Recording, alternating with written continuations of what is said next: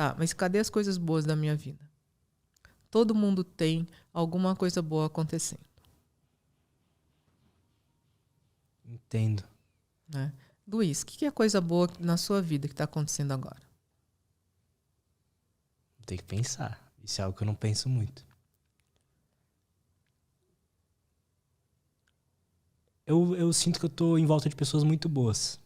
Isso já é muita coisa. Que sempre me ajudam. Isso é...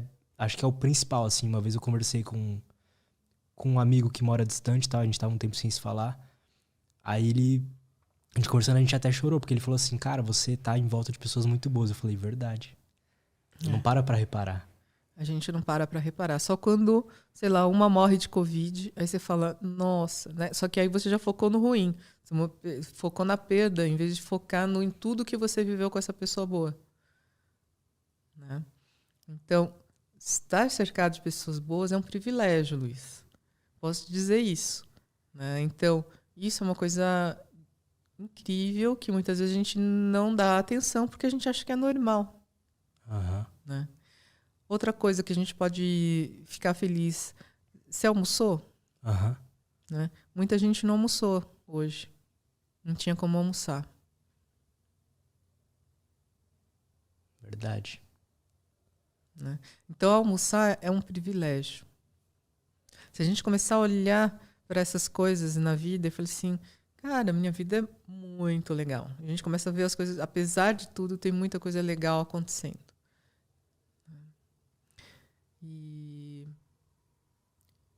E a gente vê assim, puxa, se eu estou almoçando, será que eu posso ajudar alguém a almoçar?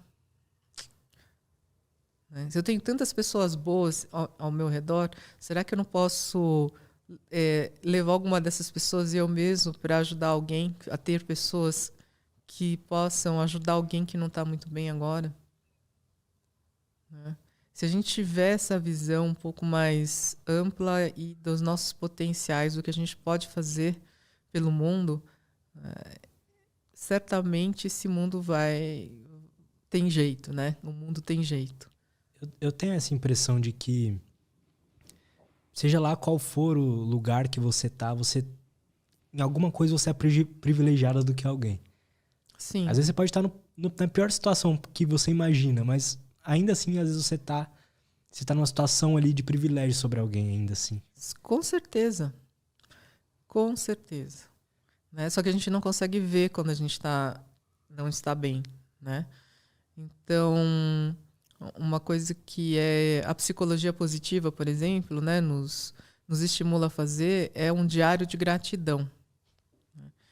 Aí a gente já vira quando ai, diário de gratidão, puta, aquelas coisas gratiluz, namastê.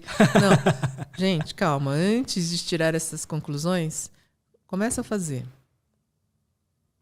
Né? O que a gente está fazendo num exercício de gratidão? A gente está mudando um pouco o nosso foco de atenção. É isso. É um treino de mudança de foco de atenção.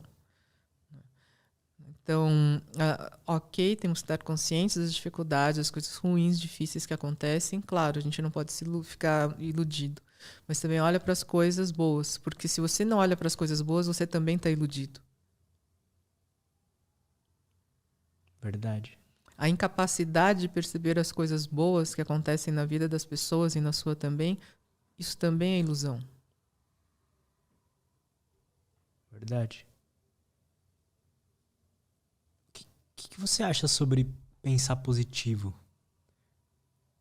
Assim, é bom a gente pensar positivo sobre as coisas? Olha, então eu vou te fazer uma pergunta.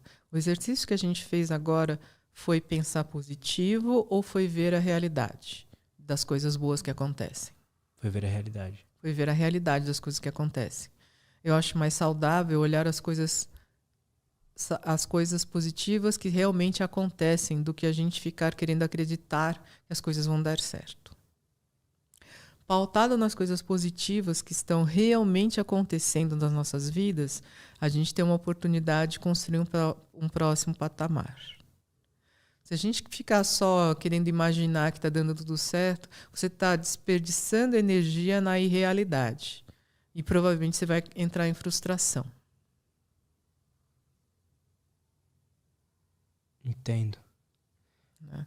Então, se você tem coisas ruins, tem coisas boas acontecendo, você conseguir ter uma visão equânime, olhar para as coisas como elas realmente são, você tem muito mais possibilidade de para um próximo patamar, vamos dizer assim, da sua felicidade, do que você ficar imaginando e criando coisas na sua mente que não existem, né? E que estão basicamente fazendo com que você negue o que é real.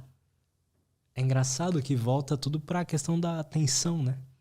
Volta Do foco. muito para Estar atenção. presente também. Todo mundo fala, você tem que estar presente. Mas realmente, né? Isso. E o que é estar presente, né? Negar o passado e evitar o futuro não é. Né? Eu também acho isso muito... Começa a ficar muito tóxico quando fica essa coisa meio vazia do estar... não, você tem que estar presente. Né?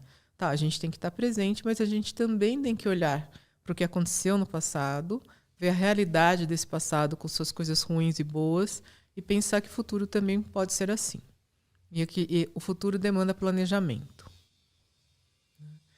Se você só achar que o seu mundo é o presente, você vai jogar todas as suas energias aqui e o que vai sobrar para o futuro?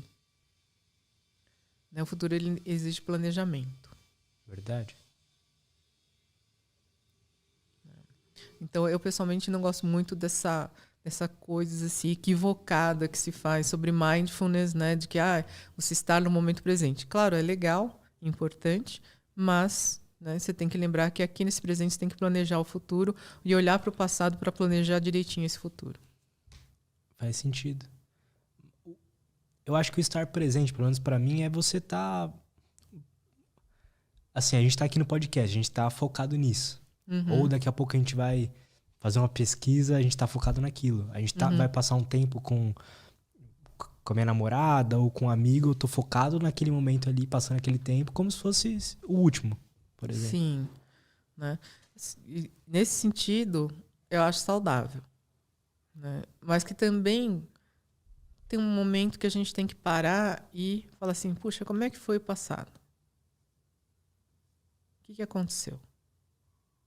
Né? E o quanto isso está afetando agora também. Né? E o que eu posso fazer agora para fazer um futurinho melhor? É interessante sua visão, porque... Geralmente a pessoa fala, não, o passado já foi, é daqui pra frente. Eu vejo o seguinte, a gente tem que ter consciência das coisas que aconteceram, não ficar remoendo, o que é diferente. Né? Se a gente ficar remoendo, né, as coisas que podia ter sido assim, podia ter sido assado, não é remoer, mas é olhar e falar assim, puxa, tá, aconteceu isso, o que foi positivo, construtivo, o que foi destrutivo? E o que eu posso fazer agora a partir disso? Porque eu sou um produto disso tudo que aconteceu já. O que eu acho que começa a não ser saudável é quando a pessoa fica presa no passado e só fica remoendo. Aí eu acho que é hora de dizer, olha, aconteceu, você já viu o que aconteceu? Tá bom, então agora é daqui para frente. Mas daqui para frente, sem consciência do passado, o que é esse daqui para frente? Verdade. Tem várias coisas que acontecem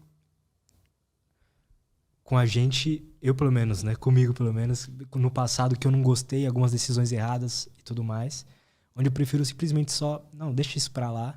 Mas pensando agora, se olhar para aquilo e identificar como uma coisa que aconteceu, que foi por tomadas de decisões minhas, como não repetir essa situação desagradável, né? E o que de bom teve naquilo também? O que teve de bom também, né? E o que não dependeu de você também, né?